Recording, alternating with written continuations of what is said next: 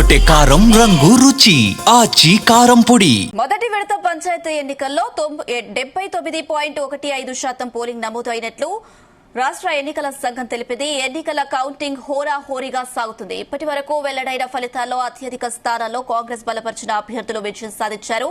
ఖమ్మం జిల్లాలో కాంగ్రెస్ 15 స్థానాల్లో, బీఆర్ఎస్ 3 స్థానాల్లో గెలుపొందారు. ఇక సిద్దిపేట జిల్లాలో బీఆర్ఎస్ జోరు కనిపిస్తుంది. మెదక్, సంగారెడ్డి జిల్లాలో కాంగ్రెస్ బీఆర్ఎస్ మధ్య హోరాహోరీ పోరు కొనసాగుతుంది. ఉమ్మడి కరీంనగర్, నిజామాబాద్ జిల్లాలో కాంగ్రెస్ బీఆర్ఎస్ బలపరిచిన అభ్యర్థులకు బీజేపీ మద్దతుదారులు గట్టి పోటీ ఇస్తున్నారు. ఉమ్మడి నల్గొండ, ఖమ్మం జిల్లాలో మాత్రం కాంగ్రెస్ జోరు కనిపిస్తుంది. ఉమ్మడి వరంగల్ జిల్లాలోనూ అత్యధిక స్థానాల్లో కాంగ్రెస్ బలపరిచిన అభ్యర్థులు గెలుపొందారు.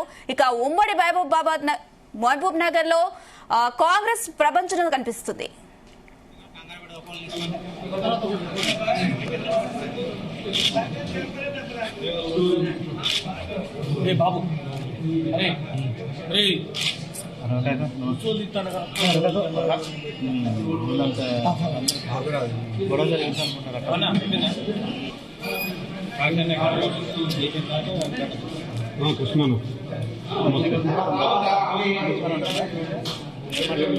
ఓవరాల్ ఖమ్మం కి సంబంధించి ఎన్నికల ఫలితాల అప్డేట్స్ మా ప్రతినిధి యాకేష్ లైవ్ ద్వారా అందిస్తారు.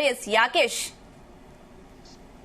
ఖమ్మం జిల్లాలో ఎన్నికలు ప్రశాంతంగా కాంగ్రెస్ బీఆర్ఎస్ ప్రధానంగా పోటీ పడుతున్నటువంటి తరుణం కనిపిస్తా ఉంది.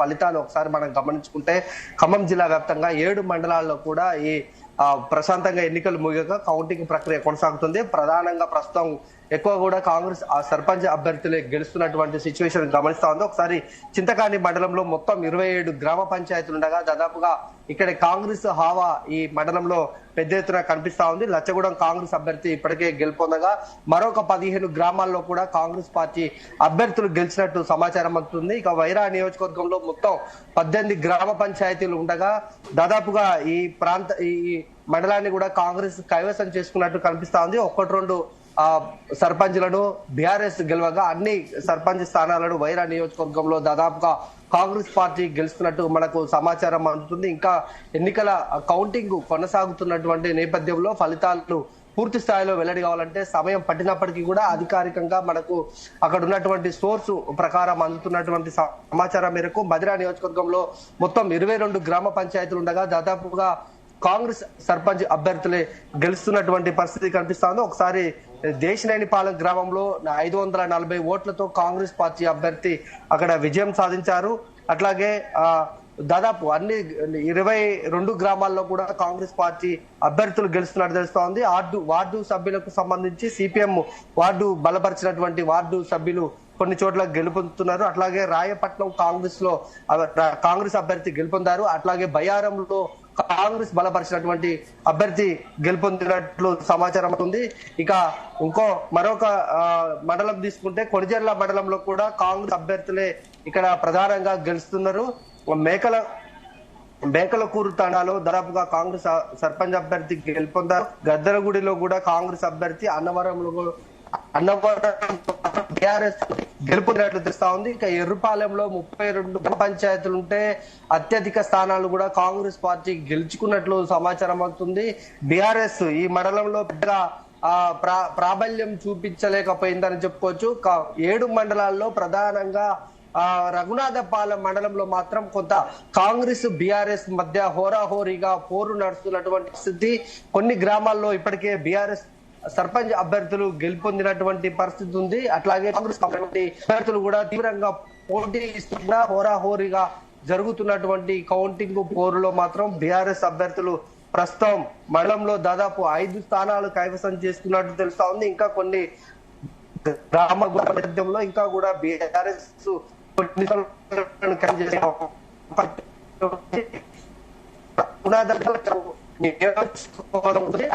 నగరం ఆయన నియోజకవర్గం మొత్తంలో ఖమ్మం నగరం ఒకటి, రఘునాథపాలెం మండలం మాత్రమే ఒక నియోజకవర్గం ఉంది. ఈ రఘునాథపాలెం చాలా ఉన్నట్టు గత తుమ్మల నాగేశ్వరరావుకు ఇక్కడ భారీ మెజారిటీ వచ్చింది. ఇప్పుడు ఆ మండలం పూర్తిగా బీఆర్ఎస్ హవాగా కనిపిస్తా ఉంది. దాదాపు 7 స్థానాలు కూడా అక్కడ బీఆర్ఎస్ మిగతా స్థానాలను కాంగ్రెస్ కైవసం చేసుకుంటున్నప్పటికీ కూడా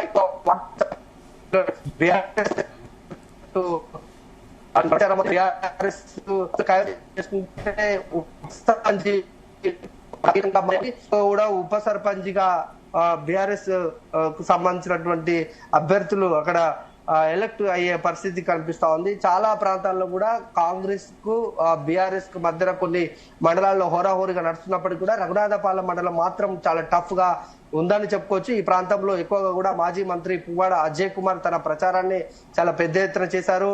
3-4 రోజుల పాటు కూడా మండలం అంతా ఆయన కలియ తిరిగారు, ఓటర్లను అభ్యర్థించారు.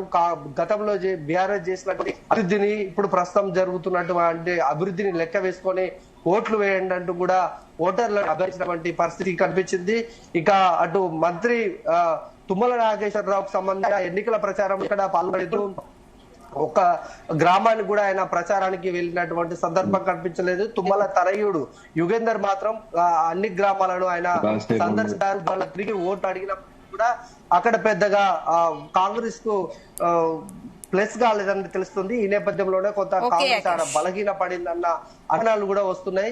అయితే మొత్తానికి 7 మండలాల్లో జరిగినటువంటి ఎన్నికలు కాంగ్రెస్ ఎక్కువ కూడా హవా కొనసాగుతుందని చెప్పుకోవచ్చు.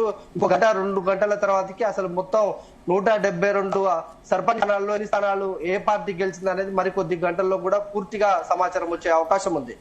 Right Yakesh, thank you. గుమగుమల వంటలే వంటలే తెరకొట్టే కారం రంగు రుచి ఆచి కారం పొడి.